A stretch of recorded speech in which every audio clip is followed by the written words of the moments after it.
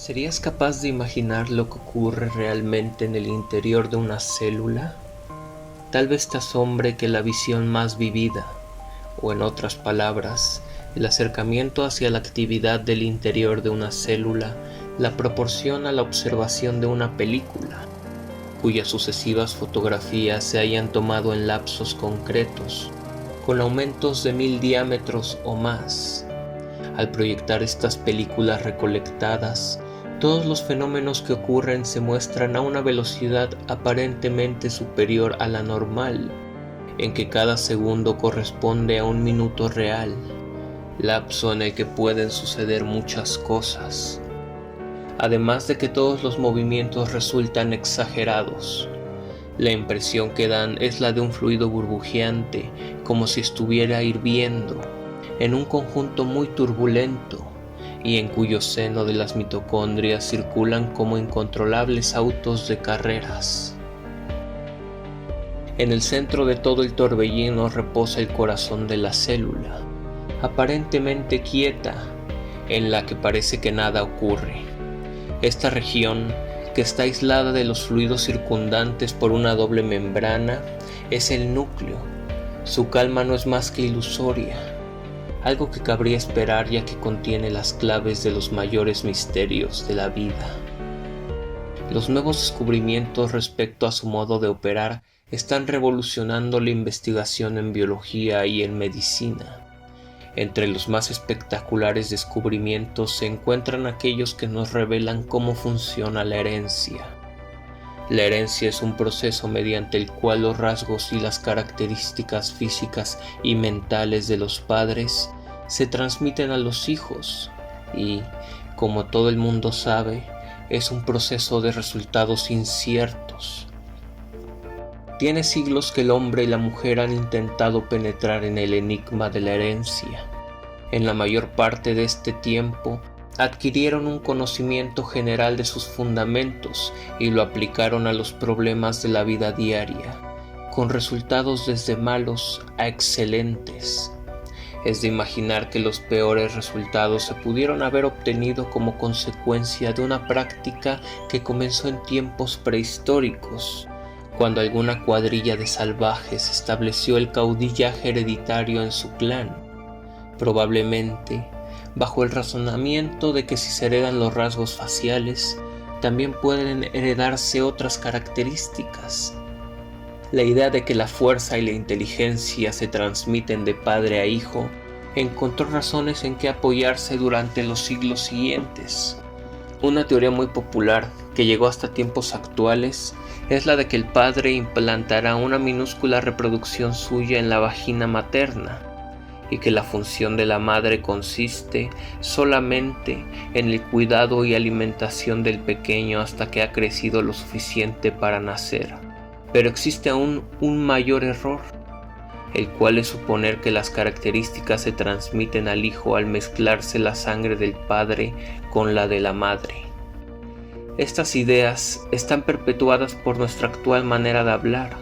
Por ejemplo, cuando mencionamos a la buena y a la mala sangre de un individuo, o cuando decimos que tiene sangre real o de pura sangre indígena, caucásica o negra. Sin importar de cuáles fueran los razonamientos originales, la evidencia histórica demuestra que la herencia de características de un muy buen caudillaje es falsa.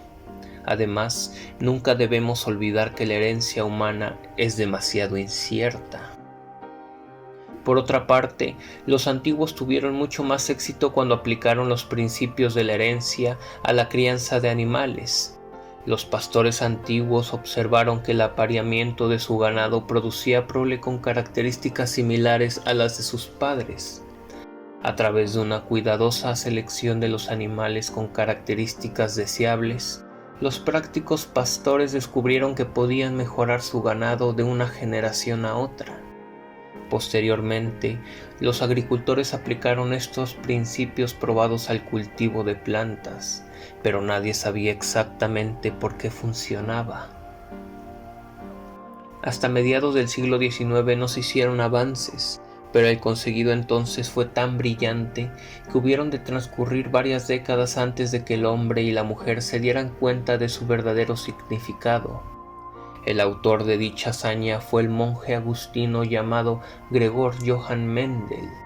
Nació en 1822 en la villa de Heissendorf, situada en lo que fue Checoslovaquia. Su padre fue un humilde campesino, experto en frutales. El joven Mendel tenía inclinaciones religiosas, pero fue también muy afecto de manera natural a la fruticultura y se desarrolló en él un gran interés por experimentar con las plantas. Debido a que la familia no disponía de medios económicos, abandonó la idea de estudiar en la universidad e ingresó a un monasterio en el que, como él mismo dijo, tendría asegurados perpetuamente sus medios de vida, por lo cual no sufriría de ansiedades. Además, como monje, podría dedicarse a sus dos devociones, la religión y su jardín. Como monje se le fue asignado una pequeña fracción de terreno para trabajar. Allí cultivó grandes cantidades de hortalizas y flores experimentales, y por fin centró todas sus investigaciones sobre el vulgar guisante o chícharo de jardín. Para entonces llegó a disponer de cultivos de hasta 22 variedades distintas, unas con largos tallos y cortos, algunas con flores púrpuras y otras con flores blancas, unas con simientes lisas, pero otras con superficies rugosas. Después se dedicó a variar polinizaciones, plantas altas con enanas, flores color púrpura con las de color blanco, etc. Durante la corta estación primaveral de florecimiento, se dedicaba a cruzar el polen de distintas plantas, recubriendo después cada flor con un saquito de tela de algodón. A medida que van madurando las vainas, recogía cuidadosamente las semillas y en la próxima primavera las sembraba para observar su evolución. Los resultados de estos experimentos de Mendel aparecieron en un breve trabajo original publicado en 1865. En un comienzo, Mendel descubrió que cualquier característica hereditaria se transmitía como una unidad completa, o en otras palabras, al cruzar un guisante o chícharo alto con una planta enana, la prole de la primera generación era o gigante o enana. Nunca resulta una planta de altura intermedia, como si hubiera una mezcla accidental de sangres. Además, observó que resultaban más plantas gigantes que enanas, y más flores púrpuras que con flores blancas, es decir, que ciertas características eran ciertamente más predominantes que otras. También reportó que, aunque el cruce de una planta gigante con otra enana normalmente producía una descendiente alta, para la segunda generación de plantas gigantes podría dar origen a hijas enanas. En resumen, las características hereditarias de ambos padres están contenidas en cada hijo, aunque no se manifiesten como visibles, y estas características ocultas pueden ser transferidas a los nietos completamente inalterados. Finalmente, Mendel llegó a la conclusión de que, si bien la herencia implica ciertos elementos fortuitos como los juegos de azar, algunos aspectos son predecibles, porque aunque Mendel no podría predecir si una determinada planta de guisantes o chícharos sería alta o baja de tamaño, pudo demostrar que cuando se injertaban determinadas variedades de plantas, existía una cierta proporción matemática de plantas altas frente a una menor cantidad de enanas. De esta suerte sacó a la herencia del reino de los imprevistos, colocándola bajo leyes matemáticas bien definidas y científicamente susceptible de comprobación. En cierta medida, la volvió controlable y previsible. El trabajo de Mendel tuvo carácter revolucionario, pero en esos tiempos nadie se dio cuenta de ello. Murió a los 62 años, en 1884, sin abandonar sus actividades y desconocido para el mundo científico de su época. Lejos estaba Mendel de imaginar que siglo y medio después, como resultado de sus brillantes experimentos, el mundo se toparía frente a una nueva pregunta: el enigma del gen. Científicos, empresas y capital de trabajo trabajan sin descanso para entregarnos un mapeo de nuestro cautivante código genético. Entonces, el hombre y la mujer tendrán en sus manos el poder que nunca han tenido.